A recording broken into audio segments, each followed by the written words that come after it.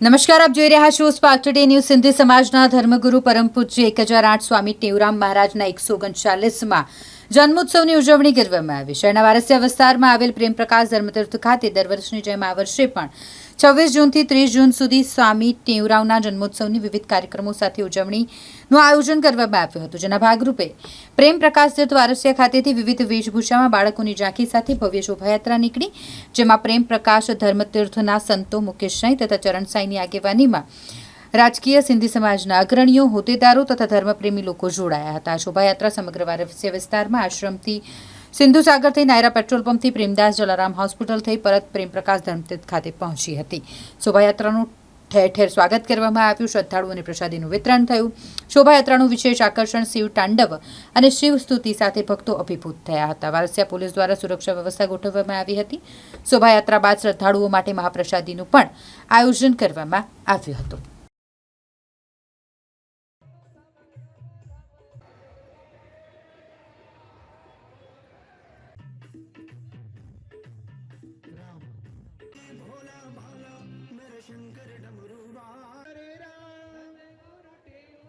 हरे कृष्ण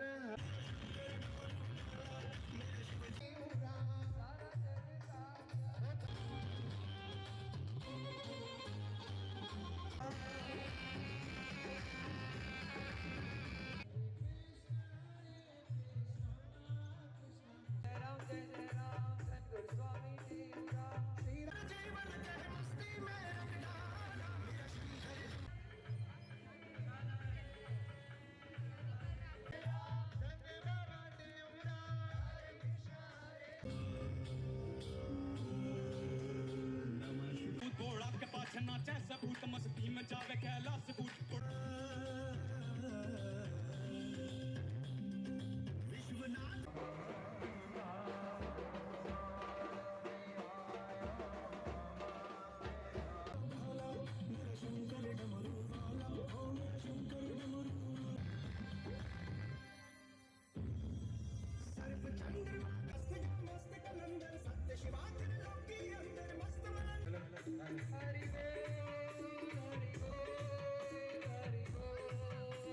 વડોદરામાં વારસા ખાતે પ્રેમ પ્રકાશ ધર્મસ્થાન ખાતે આજે સતગુરુ સ્વામી ટેવરામ મહારાજના આજે જન્મોત્સવ નિમિત્તે આજે અહીંયા ભવ્ય શોભાયાત્રાનું આયોજન કરવામાં આવ્યું છે।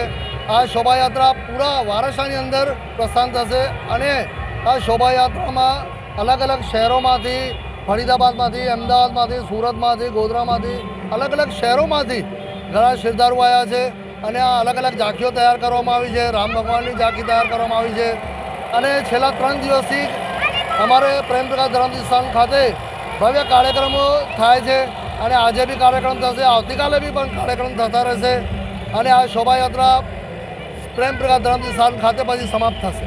આપનો પરિચય? સન્મુખ જ્ઞાનચંદ્ર। આજે 139મો સ્વામી ટેવરામનો જન્મોત્સવ છે।